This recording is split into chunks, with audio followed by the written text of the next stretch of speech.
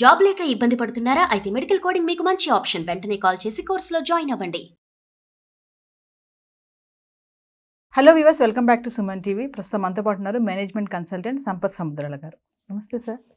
Sir, కొంతమంది youth, అంటే అందరి గురించి కాదు, వాళ్ళు ఏంటంటే చదివిన చదువుకి ఉద్యోగాలు లేవు, వయసు అయిపోతుంది, మేము ఇంకా లైఫ్లో సెటిల్ అవ్వలేదు, మా తల్లిదండ్రులు కూడా ఏజ్ అయిపోతుంది, వాళ్ళని చూసుకోవాలి, ఇవన్నీ ఉన్నాయి, కానీ చదివిన చదువుకి జాబ్స్ రావట్లేదు, అల్మార్లో డిగ్రీలన్నీ కూడా బీరోలో పెట్టి పూజ చేస్తున్నామని కొంతమంది వర్షన్. అంటే యువత ఎక్కడ తప్పు చేస్తుంది?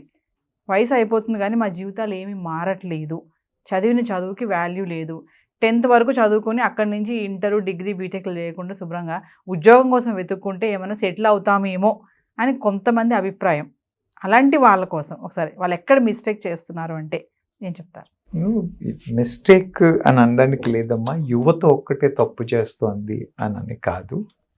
మారుతున్న కాలంకు అనుగుణంగా మన విద్యా వ్యవస్థ కూడా మారాల్సిన అవసరం ఉంది. మీకు గుర్తుందో లేదో, మనం ఒక NEP 2020 అన్న దాని మీద ఒక డిస్కషన్ చేస్తున్నాం మనము. భారత ప్రభుత్వం కూడా దీన్ని రియలైజ్ చేసింది. చదువుకి అవసరం ఇవాళ ఉన్న ఉద్యోగాలకి సరి అయిన పొంతన లేదు. పొంతన తీసుకురావాలంటే ఏం చెయ్యాలి అని ఎడ్యుకేషన్ కమిషన్ని వేసి కస్తూరి రంగన్ గారు చైర్మన్గా ఉండి వాళ్ళు సబ్జెక్ట్ని స్టడీ చేసి ప్రభుత్వానికి దే హ్యావ్ సబ్మిటెడ్. దాని ప్రకారంగా ప్రభుత్వం NEP 2020 అన్న ఎడ్యుకేషన్ పాలసీని తీసుకొచ్చి వేరియస్ స్టేట్స్లో ఇంప్లిమెంటేషన్ ఆల్రెడీ స్టార్ట్ అయింది, ఇంకా కొన్ని స్టేట్లో మొదలవుతుంది. మీరు నన్ను ఇంతకుముందు ఒకసారి ఇంటర్మీడియట్ బోర్డు క్యాన్సిల్ చేసేస్తున్నారు, ఏమైపోతుంది అని మీరు అడిగారు.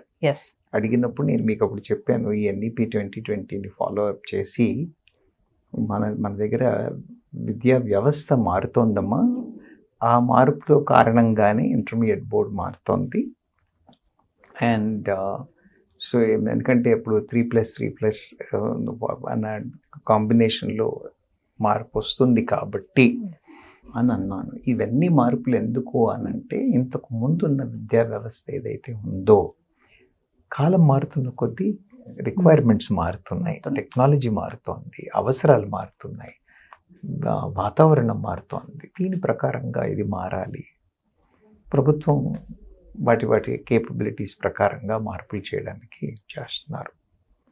దీనికి అనుగుణంగా సొసైటీ కూడా మారాలి, యువత కూడా మారాలి. ఏమైందంటే, మీరు సిటీస్లోకి వచ్చినట్టు చూసినట్టయితే చాలా మటుకు యువత మారిందనే చెప్పుకోవాలి. ఓకే, ఎందుకనంటే డిజిటల్ మార్కెటింగ్ మీద వచ్చేసారు, AI మీద వచ్చేసారు, అవునా? తర్వాత ప్రతి సబ్జెక్ట్లో every subject has exposure to AI కానివ్వండి, కంప్యూటరైజేషన్ కానివ్వండి, ఇవన్నీ చాలా వచ్చేసాయి. ఇంతకుముందు కంప్యూటరైజేషన్ ఇంట్రడ్యూస్ చేసినప్పుడు బ్యాంకుల్లో ప్రభుత్వ డిపార్ట్మెంట్లో గోలుగా ఉంది, అవునా? ఇవాళ అప్పుడు ఏమైంది, ఆ పాత వాళ్ళు చేయలేకపోతే ఇప్పుడు నేర్చుకున్న యువత అంతా వెళ్ళి కాంట్రాక్ట్ స్టాఫ్ లాగా కంప్యూటింగ్ వర్క్ అంతా చేస్తున్నారు, అవునా? అంటే స్కిల్ ఉన్నవాడికి అవకాశాలు ఉన్నాయా అని అంటే ఖచ్చితంగా అవకాశాలు ఉన్నాయి. అలాంటి ఇది జరిగింది. అదే కాకుండా కార్పొరేట్ వరల్డ్ అనగానే సాఫ్ట్వేర్ ఒక్కటే కాదమ్మా, కార్పొరేట్ వరల్డ్లో మిగతా అన్ని సబ్జెక్ట్స్లో కూడా టెక్నాలజీ పరంగా చాలా మార్పులు వచ్చాయి. పిల్లలు వాటికి అనుగుణంగా వెళ్ళి నేర్చుకున్న వాళ్ళందరికీ ఉద్యోగాలు వస్తూనే ఉన్నాయి. మరి ఎక్కడ యువతకి ఇబ్బంది కలుగుతోంది అని అంటే, పట్టణాల్లో నేను అంతగా చూడలేదు, కానీ పల్లెల్లో నుంచి డిస్ట్రిక్ట్స్ నుంచి వచ్చిన పిల్లలకి ఏమవుతుంది అని అంటే, వ్యవసాయ కుటుంబాల నుంచే రానివ్వండి, లేదా చిన్న ఉద్యోగాలు చేసిన వాళ్ళ ఫ్యామిలీస్ దగ్గర నుంచే రానివ్వండి, వాళ్ళు పిల్లల్ని చదివించేప్పుడు వాళ్ళు ఏమంటే, ఇంతవరకు మాకు అవకాశాలు కలగలేదు, పిల్లలు బాగుపడాలి, పెద్దగా చదువుకోవాలి, పెద్ద ఉద్యోగాలు చేయాలి, అవునా? పబ్లిక్ సర్వీస్ కమిషన్ రాసి, అయితే స్టేట్ లెవెల్లో కానీ సెంట్రల్ లెవెల్లో కానీ సర్వీస్ కమిషన్ ఉద్యోగాలు రావాలి, అవునా? లేదా బ్యాంక్ ప్రొవిజనరీ ఆఫీసర్స్ కావాలి, బ్యాంకుల్లో అవి కూడా పబ్లిక్ సెక్టార్ బ్యాంకుల్లో కావాలి. ఇది పిల్లల ఎక్స్పెక్టేషన్ కాదమ్మా, తల్లిదండ్రుల ఎక్స్పెక్టేషన్. వాడు చదివినప్పటి నుంచి వాడికి ముందు నుంచి నోరు పోస్తూ వస్తూ ఉన్నారు.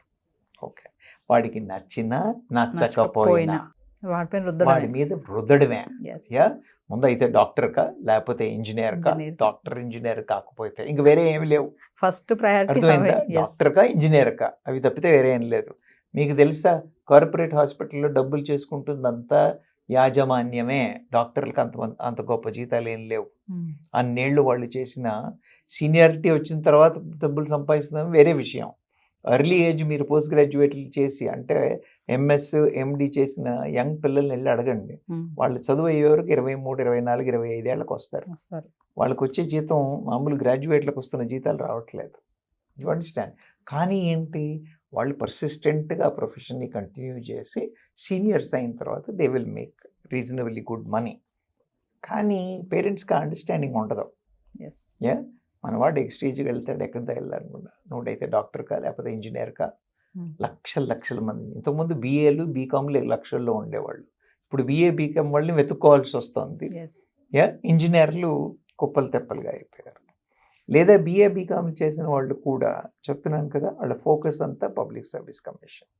అమ్మా సంవత్సరంలో దాదాపు 10 లక్షల కంటే పైన యువత public service commission UPPSC exam రాస్తారు. ఎంతమంది అమ్మ సెలెక్ట్ అయ్యేది? అక్కడ ఉన్న పోస్టులు ప్రతి సంవత్సరం ఉన్న కోట 800.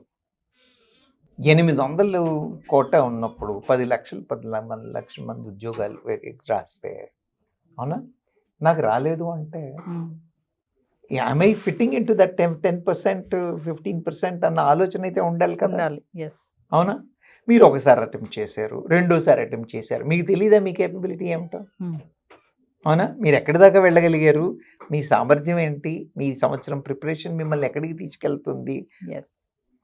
నేను అక్కడ లిమిటెడ్ ఆప్షన్స్. స్టేట్ లెవెల్లోకి వచ్చేసరికి అసలు పబ్లికేషనే ఉండదు. 6 ఏళ్లకో 5 ఏళ్లకో 8 ఏళ్లకో వస్తుంది. నాకు 30 ఏళ్ళు వచ్చినా ఇంకా పబ్లికేషన్ రాలేదు, గవర్నమెంట్ సపోర్ట్ చేయట్లేదని ఒక క్వశ్చన్. పబ్లికేషన్ అయిన తర్వాత ఏం చేస్తున్నాము, మరి నీకు ఫస్ట్ అటెంప్ట్లో రాలేదు, సెకండ్ అటెంప్ట్లో రాలేదు అంటేనే 12 ఏళ్ళు గడిచిపోయాయి. నీకు ఫస్ట్ అటెంప్ట్లో రాలేదు అని అంటే ఇంక ఇది నా దారి కాదు, let me check my various other options అన్న తీరుకు మారట్లేదు. అదే పట్టుకునే వేలాడుతున్నారు. You understand my point? వాళ్ళకి ఇబ్బందులు కలగడానికి కారణం ఏంటంటే, ఇప్పుడు మీరు చెప్పారు 30 ఏళ్ళు 35 ఏళ్ళు వచ్చాయి మా పేరెంట్స్కి ఇబ్బంది అవుతోంది అంటే, నీకు ఇది విషయం 25 ఏళ్ళప్పుడు తెలియలేదా? అవునా? పేరెంట్స్కి తెలియదు నీ సామర్థ్యం ఏమిటో, నీకు తెలీదా నీ సామర్థ్యం? So my advice to parents, please don't unnecessarily pressurise. అవునా కదా? పిల్లల మీద ఆ ఒత్తిడి తీసుకురాకూడదు. ఈ సంఘపరమైన ప్రెషర్ ఏదైతే ఉందో అది పిల్లల్ని పాడు చేస్తుంది. పాయింట్ 1. పాయింట్ 2, నేనేమంటున్నాను, వాళ్ళు ఏమన్నా గోల చేయనియండి, నా సామర్థ్యం నాకు తెలుసు, నా ఐడియా నాకు తెలుసు, నా పర్సనాలిటీ నాకు తెలుసు. నేను ఐ డోంట్ వాంట్ వేస్ట్ నేను ఈ టైం వేస్ట్ చేయదలుచుకోలేదు. నేను ఈ పబ్లిక్ సర్వీస్ కమిషన్ కానీ బ్యాంకింగ్ సర్వీసెస్ కానీ ఏమో ప్రైవేట్లో ఉద్యోగాలు చేసిన వాళ్ళు బాగుపడట్లేదా? I have seen in my days people have started their employment with 800 rupees. In my days I have seen people starting employment with 800 rupees. Today they are multimillionaires. అదే ఆ టైంలో 1200-1400కి గవర్నమెంట్లో జాబ్ చేసిన వాళ్ళు ఇవాళ ఏ సూపరింటెండెంటో ఏ యూడీసీయో ఆగిపోయారు. వాళ్ళు అంత ఎదగలేదు. ప్రైవేట్లో జాయిన్ అయ్యి మార్కెట్కి అనుగుణంగా మారి స్కిల్స్ పికప్ తెచ్చుకుని కొత్త అవకాశాలను ఎక్స్ప్లోర్ చేసి ఇవాళ సిఇఓలు డైరెక్టర్లు ఎంటర్‌ప్రెన్యూర్లుగా ఉన్న వాళ్ళు చాలా మంది ఉన్నారు. నేను నా ఎక్స్పీరియన్స్లో చెప్తున్నాను. నా క్లాస్మేట్స్ నేను గ్రాడ్యుయేషన్లో I'm from Sardar Patel college in Hyderabad. నేను నా కాలేజీలో నా బ్యాచ్మేట్స్ నేను చూసినట్టయితే దేర్ ఆర్ ఫ్యూ పీపుల్, వాళ్ళందరూ గ్రూప్ 2, గ్రూప్ 4లో సెలెక్ట్ అయిన వాళ్ళు ఉన్నారు, గ్రూప్ 2లో సెలెక్ట్ అయిన వాళ్ళు ఉన్నారు. కొందరు మళ్ళీ అందులో కూడా కొందరు ప్రమోషన్లు కొట్టి డిఎస్పీలుగా రిటైర్ అయిన వాళ్ళు ఉన్నారు. అదే టైంలో మిగతా 40-50 మంది ఏ ప్రైవేట్ ఇండస్ట్రీలో పెరిగిన వాళ్ళు they are senior vice presidents in Cognizant kind of organizations. You understand? మనం దారి ఒకటే పట్టుకుని అలాగే అవ్వాలి అని అంటే అయ్యే పని కాదు. వాతావరణాన్ని బట్టి మనం మారాలి. మనం మారాలి, స్కిల్ సెట్ పెంచుకోవాలి, నేర్చుకోవాలి. యువత మీరు ఏం మిస్టేక్ చేస్తోంది యువత అన్నారు, అదే పట్టుకుని కూర్చుంటున్నారు. అంటే నేను ఇది చదివాను కాబట్టి దీనికి అనుగుణమైనటువంటి అంతే. జాబే చేయాలి. లేదమ్మా, చదువుకి దానికి సంబంధం సంబంధం లేదు. వాళ్ళు లేదు. ఏం చేశారు, బీకామ్ చేశాడు, దానికి పబ్లిక్ సర్వీస్ కమిషన్కి ఏమిటి సంబంధం? ఎస్, బీఎస్సీ బీజెడ్సీ చేశాడు, దానికి ఏమి సంబంధం? బీఏ పొలిటికల్ సైన్స్ చేసిన వాళ్ళు సరే పోనీ, ఇలా ఆ సబ్జెక్టులు చేసిన వాళ్ళు they are not going for that. MA English literature చేసి పబ్లిక్ సర్వీస్ కమిషన్కి వస్తారు. ఎస్, వెటర్నరీ సైన్స్ చేసిన వాళ్ళు పబ్లిక్ సర్వీస్ కమిషన్కి వస్తారు. ఎంబీబీఎస్ చేసిన వాళ్ళు నువ్వు రావాలి. అన్ని సబ్జెక్ట్స్ ఉన్నవాళ్ళు అడ్మినిస్ట్రేషన్లో వాళ్ళందరూ ఉండాలి, కరెక్టే.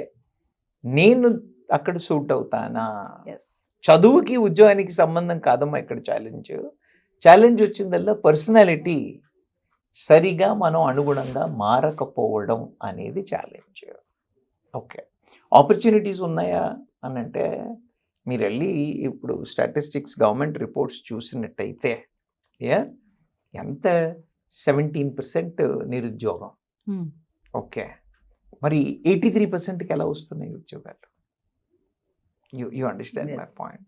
ఈ 17% అలా పట్టుకొని కూర్చుని నాకు ఇలాగే కావాలి, ఇంతే కావాలి.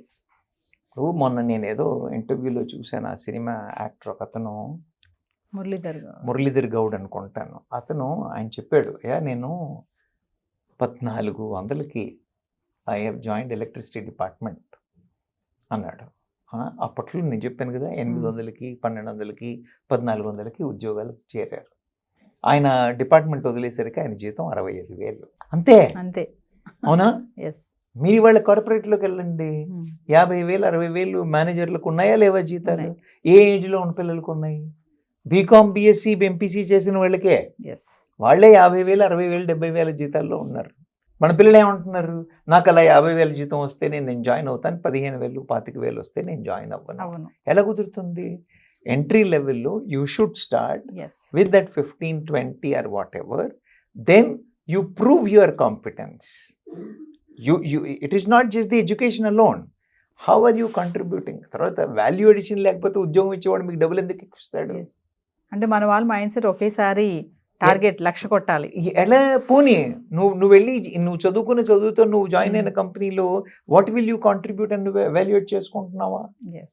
నేను if I join your company I will give you this improvement అన్న వాడు ఉద్యోగం నీకు ఇస్తున్నాడు, నేను డెలివరీ చేస్తాను అన్న కాన్ఫిడెన్స్తో నువ్వు వెళ్ళగలుగుతున్నావా? లేదు. మరి అలాంటప్పుడు that's what I'm trying to say.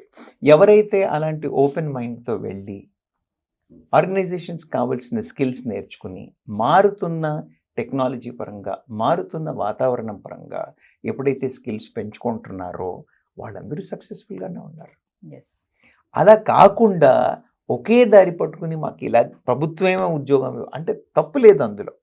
If you have competence, if you have that kind of competence లేకపోతే మీరు ఏం చేయాలి? ప్రభుత్వం ఏం చేసినా ఒక సర్టన్ పర్సంటేజ్ ఉద్యోగాలు ఇవ్వగలుగుతారు, అవునా? అందుకని ఏం చేయాలి? we should come into that bracket. You understand my point? You should come into that percentage bracket.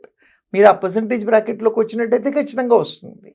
ఇది నేను నా జీవితాంతం నేను 45 ఏళ్ళు వచ్చినా 46 ఏళ్ళు వచ్చినా 47 ఏళ్ళు వచ్చినా నేను ఇంకా ట్రై చేస్తాను కానీ నేను వేరే చూసుకోను అని అంటే ఇప్పుడు తప్పు ఎవరిది? ఇద్దరిది తప్పు. ఒకటి సమాజానికి, అవునా? అలాంటి ప్రెషర్ గవర్నమెంట్ జాబ్ ఉన్నవాడే ఉద్యోగం చేయడం, సాఫ్ట్వేర్ వాడే, ఎవడైనా సాఫ్ట్వేర్ వాడు కావాలి. There are various other professions which we are successful. You are not in software, I am not in software, and we are successful. You understand my point? Our professions have shown us and we have believed in our profession and we have and ఏమంటారు మీరు, మన ప్రొఫెషన్కి requirement ఉన్న వాటి మీద మనం continue చేసి skills pickup చేసుకుని modify అవుతూ వస్తున్నాం కాబట్టి వీఆర్ సక్సెస్ఫుల్ టుడే, అవునా? యువత తప్పు చేస్తోంది ఒకదాన్ని పట్టుకుని స్కిల్స్ని పెంచుకోకుండా. లాంగ్వేజ్ లేదమ్మా అంటే సార్ ఏంటి ఇంగ్లీష్ ఒకటేనా అంటే అలా కాదు. మన దేశంలో ఇంగ్లీష్ని కమ్యూనికేటింగ్ లాంగ్వేజ్గా తీసుకున్నాం. మనం వెళ్ళే యుఎస్ లాంటి కదా మనం ఉన్న కస్టమర్లు కానీ ఇంగ్లీష్ స్పోకెన్ లాంగ్వేజ్ ఉన్న కంట్రీస్కి వెళుతున్నాం కాబట్టి మరి దానికి తగ్గ లాంగ్వేజ్ తీసుకోవాలి కదా. మీరు ఇప్పుడు జాయిన్ అవ్వాలనుకున్న కంపెనీస్ అన్ని they are dealing with international market. Yeah. When they are dealing with international market వాళ్ళకి లాంగ్వేజ్ ఇంగ్లీష్ కావాలి, అవునా?